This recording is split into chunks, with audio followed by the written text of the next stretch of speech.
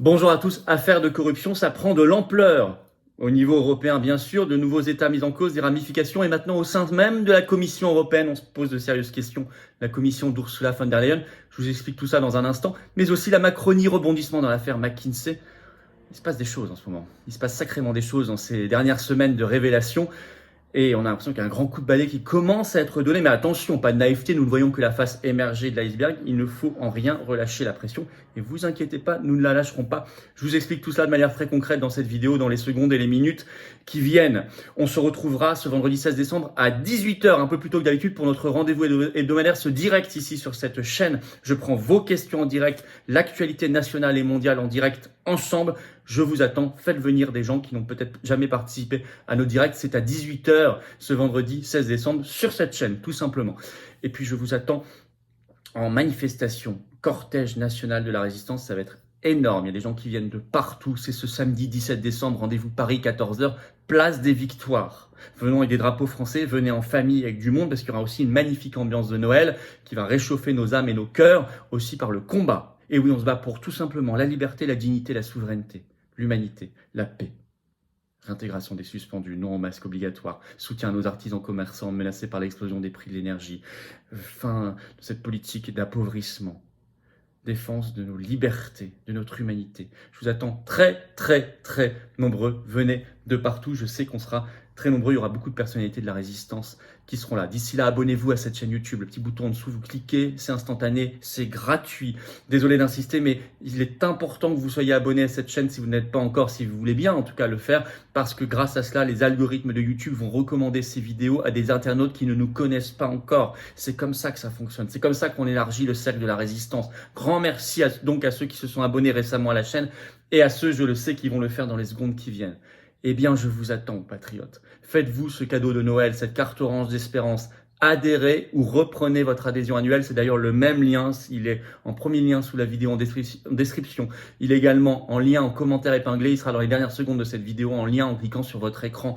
Pourquoi être adhérent? Pour être mis en relation. Vous, avec des gens qui pensent comme vous, près de chez vous. Sortir peut-être parfois d'un sentiment d'isolement, que ce soit en métropole, outre-mer ou à l'étranger où on est représenté également. Aussi parce que nous n'avons que des combats à mener ensemble face à l'oligarchie, aucun soutien. Il faut donc qu'on soit très nombreux, qu'on se serre les coudes. Et puis on se bat pour des belles valeurs. On se bat pour nous et les générations qui viennent. On se bat pour notre belle France et notre humanité. Je vous attends. Vous pouvez également faire un don de soutien aux patriotes, c'est le deuxième lien sous la vidéo en description. Comme l'adhésion et la réadhésion, c'est défiscalisé aux 2 tiers pour vous.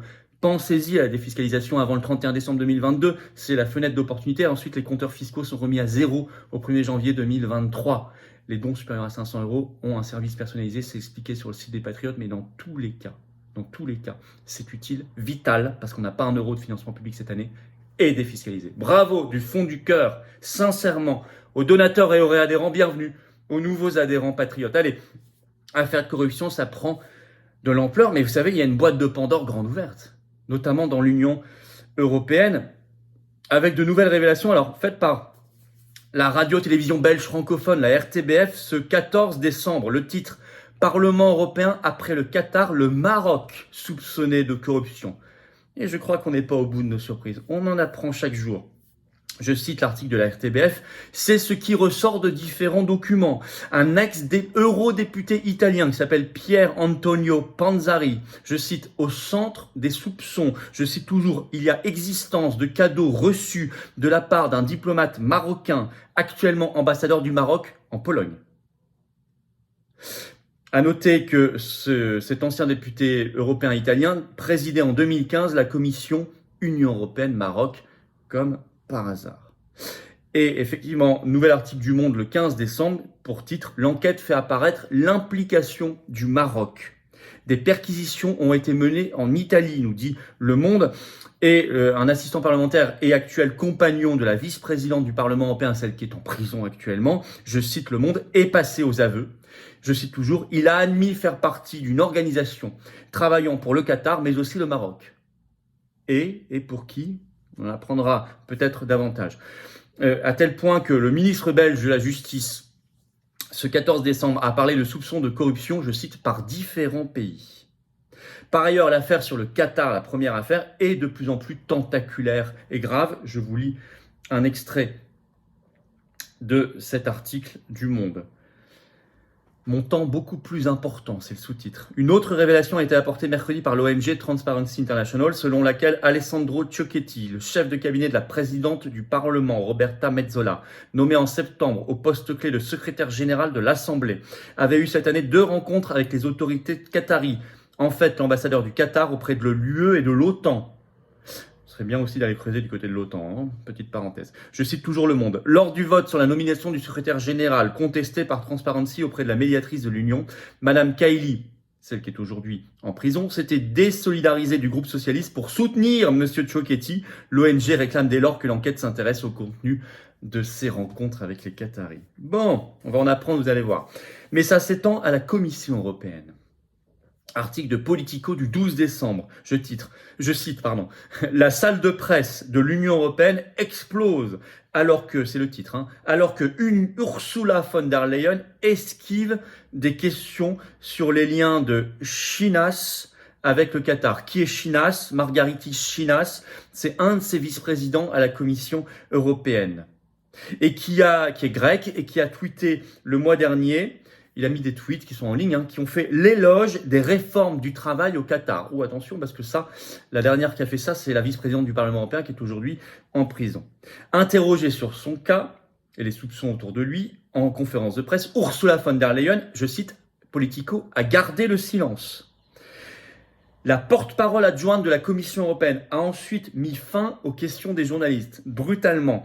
Je cite Politico, ce qui a suscité une réaction furieuse de la part des journalistes présents. Un journaliste a même crié, je cite, « Vous n'avez répondu à aucune de nos questions ». Ça se rebelle un peu.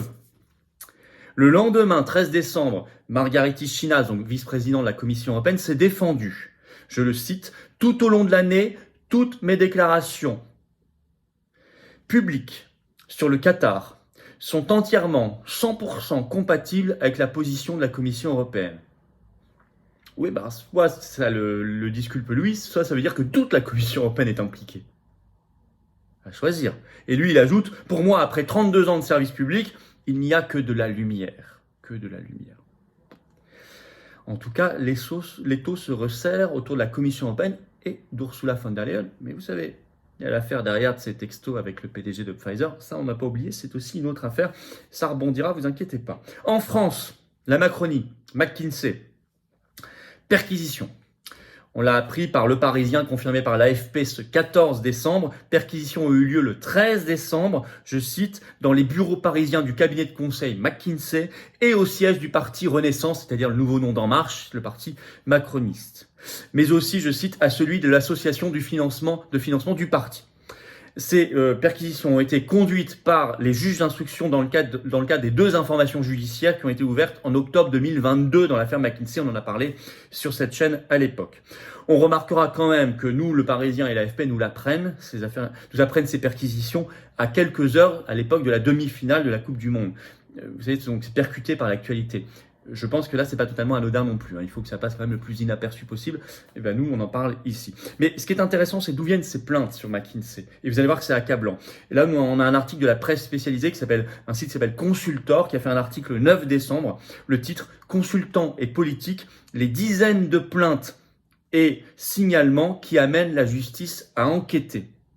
Consultor a récupéré les plaintes. Et vous allez voir qu'elles sont étayées et accablantes, encore une fois. Notamment, une plainte, je cite, de 50 pages déposée par la CGT auprès du parquet national financier et qui a été officialisée par les avocats le 25 octobre. Honnêtement, elle est accablante. Elle est, il faut le dire, bien construite. Je vous cite Consultor.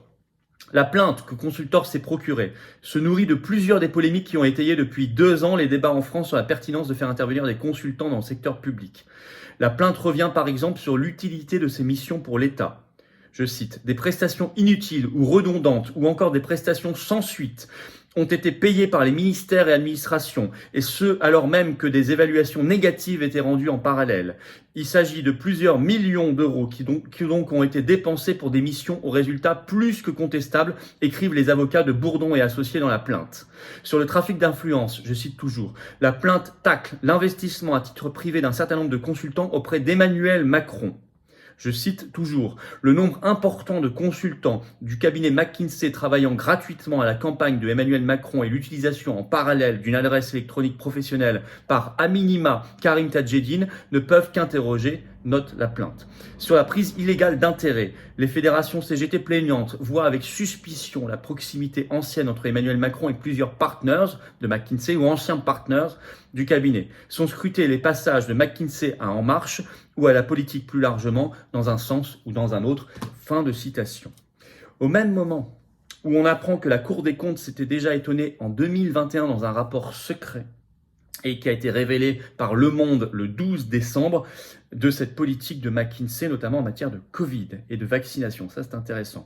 Je cite le titre du Monde du 12 décembre. Cabinet de conseil, des recours problématiques dès 2021, selon la Cour des comptes. Pendant la crise sanitaire, je cite toujours, un rapport confidentiel de la Cour des comptes qui est jugé par Le Monde, je cite, accablant.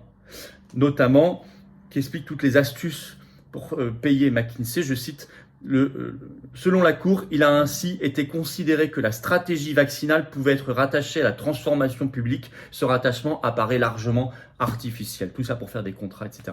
C'est intéressant de creuser aussi dans ce domaine-là, ça viendra. Alors en conclusion, oui, la boîte de Pandore est ouverte, de plus en plus ouverte. Au niveau de l'Union européenne, au niveau de la Macronie, tout de toute façon s'entremêle et s'imbrique, vous avez bien compris. Ne lâchons rien, ni l'affaire Pfizer, Ursula von der Leyen, ni l'affaire Gilead.